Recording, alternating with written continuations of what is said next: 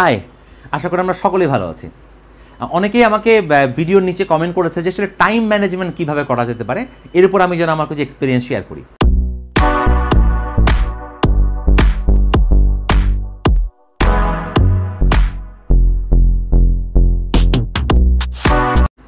আসলে time and tide wait for none, এটা আমরা সকলেই কিন্তু জানি যে সময় এবং স্রোত কারোর জন্য অপেক্ষা করে না, সময় তার নিজের গতিতে চলতেই থাকে। এবং আমি এটাও বিশ্বাস করি যে আমার অবস্থা আজকেও যা 2 বছর পরেও যদি এক্স্যাক্টলি তাই থাকে, তার মানে আমি 2 বছর সময় পুরোপুরি অপচয় করে ফেলেছি। আর এই সময়টা কিন্তু বিন্দু বিন্দু বিন্দু বিন্দু করেই কিন্তু একটা অনন্তকাল গঠিত হয়েছে। তো আমাদেরকে এই প্রতিটা সময়ের segment, 1 second, 10 second, 1 minute, 2 minute, প্রত্যেকটা মুহূর্তকে আসলে ভালো করে যদি আমরা ব্যয় করে সামনের দিকে চলি, তখনই আমাদের জীবনে একমাত্র সফলতা পাওয়া সম্ভব। আমরা সে কর্মজীবনে থাকি নাকি শিক্ষা জীবনে থাকি, এইটা আসলে বিষয় না।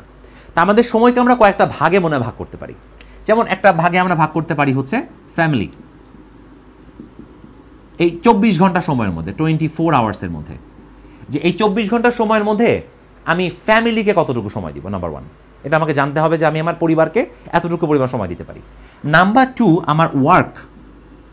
এই ওয়ার্ক মানে আসলে আমাদের বিজনেস হতে পারে অথবা আমাদের স্টাডি হতে পারে, রাইট? এবার 3 নাম্বার পয়েন্ট হচ্ছে আমার বডি। আমার দেহকে সময় দিতে হবে, বিকজ আমার দেহ যদি ঠিক না থাকে তাহলে বাদ বাকি কোনো কিছুর আসলে কোনো মূল্য থাকবে না।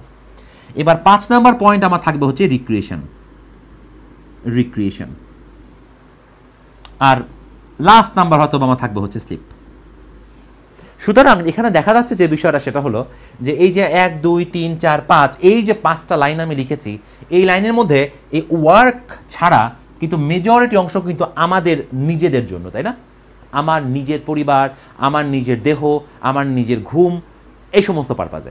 এখন কোন ক্ষেত্রে কতটুকু পরিমাণ সময় দেওয়া যেতে পারে? আসলে যে কোনো লিডার, কোনো কোম্পানির লিডার সবসময় তার যারা অনুসারী আছে তাদেরকে এইটা শিক্ষা দেয় যে তুমি আজকে যে জিনিসটা করতেছো 15 মিনিটে, তুমি চেষ্টা করবে আগামী 2 সপ্তাহ পর ওই 15 মিনিটের কাজটা তুমি যেন 7 মিনিটে করতে পারো বা 10 মিনিটে করতে পারো। তাহলে এই 5 মিনিট সময় তোমার সেভ হলো, তুমি এই সময়টা অন্য কোনো কাজে ইনভেস্ট করে সেখান থেকে আউটপুট বেশি আনতে পারবে। যেমন আমাদের দেশে, বাংলাদেশে যে প্রবলেমটা হয়েছে, বাংলাদেশের স্পেশালি ঢাকা সিটিতে এই ক্রাইসিসটা বেশি। ঢাকা সিটিতে 9টা থেকে 6টা বা 9টা থেকে 5টা যদি কোনো অফিস থাকে, তাহলে যদিও সেটা 10 11 12 1 2 3 4 5 8 ঘন্টা বা 9 ঘন্টা, এটা আসলে যাতায়াত দিয়ে আরও প্রায় 4 ঘন্টা সময় লেগে যায়। মানে কর্মক্ষেত্রে এই সময়ের পরিমাণটা আমাদের আসলে 8 থেকে, এটা গ্রামের দিকে হলে 8 ঘন্টা, মানে আসলে 8 ঘন্টা, বিকজ ওখানে তো কোনো জ্যাম নাই। 8 থেকে দেখা যাচ্ছে আমাদের অলমোস্ট 13 ঘন্টা পর্যন্ত লেগে যায়। 8 থেকে 13 ঘন্টা, ইট ডিপেন্ডস অন আমি কোথায় আছি তার উপরে। তো আসলে যারা স্টুডেন্ট তাদের জন্য কিন্তু ঘটনাটা একই।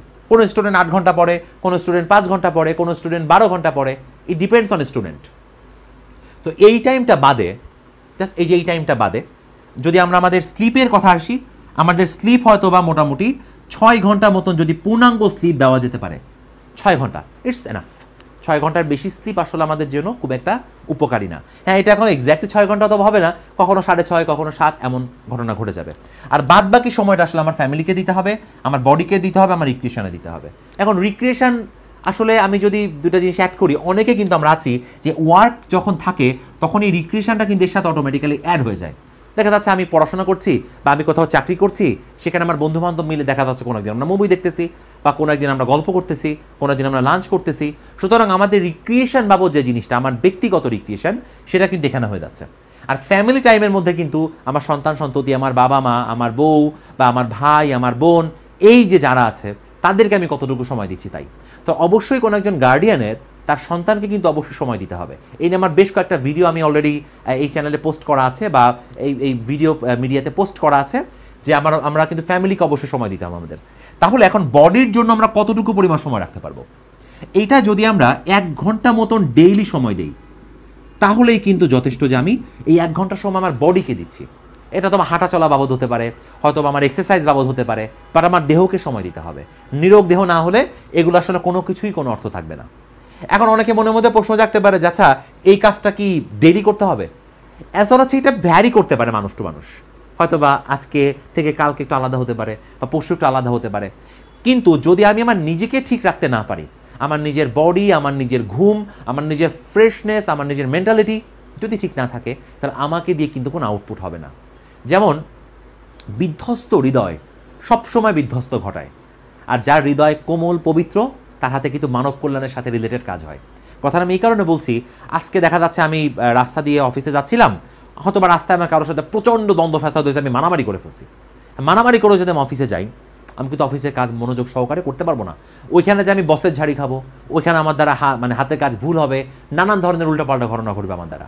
সুতরাং সবার আগে আমরা যদি জীবনে সফলতা চাই, সেটা পড়াশোনার ক্ষেত্রে হোক বা কর্মজীবনে হোক, আমার নিজেকে ঠিক রাখা সব থেকে বেশি জরুরি।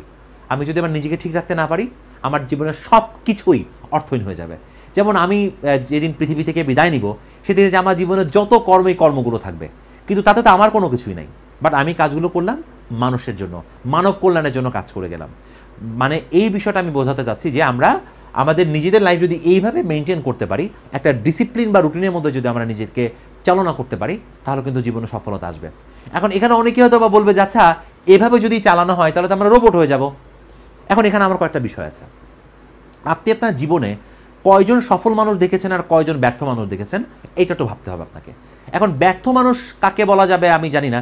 যেমন ধরেন একটা মানুষ কিছুই করে না, সে হঠাৎ করে একটা রাস্তা দিয়ে যাচ্ছিল, একটা গাড়ি আসতেছে, একটা বাচ্চাকে দেখে দৌড়ে কোলে নিয়ে বাচ্চার জীবন বাঁচালো, ওই বাচ্চা বড় হয়ে বাংলাদেশের প্রেসিডেন্ট হয়ে গেল।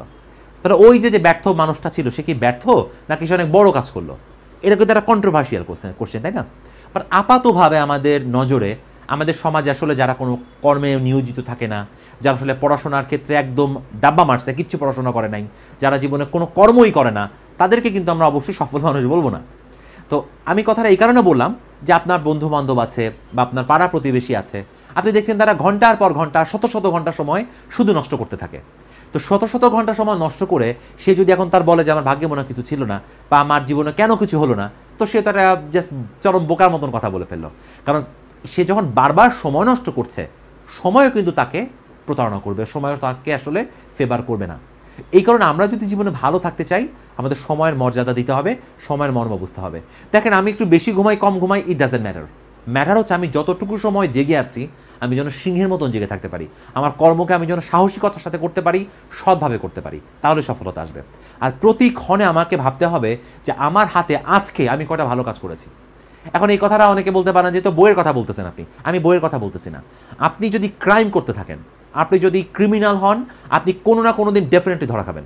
হয় পুলিশের কাছে ধরা খাবেন, বা দেশের যে বড় জাস্ট আইন শৃঙ্খলা বাহিনী আছে তাদের কাছে ধরা খাবেন, কোথাও না কোথাও আপনি ধরা খাবেনই।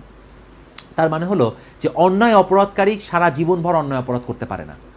যে চোরের 7 দিন, গৃহস্থের 1 দিন, মানে একদিন গৃহস্থ চোরকে ধরে এবং সে চোরকে তুলাধনা করে তারপর সে তাকে পুলিশের হাতে সমর্পণ করে যে এরপর পরবর্তী বিচার করতে হবে। অর্থাৎ আমরা আমাদের ডেইলি লাইফে আজকে সকাল থেকে রাত পর্যন্ত আমি কি কি কাজ করেছি, এর মধ্যে কয়টা ভালো কাজ ছিল, কয়টা খারাপ কাজ ছিল, সেটা আমার জানতে হবে।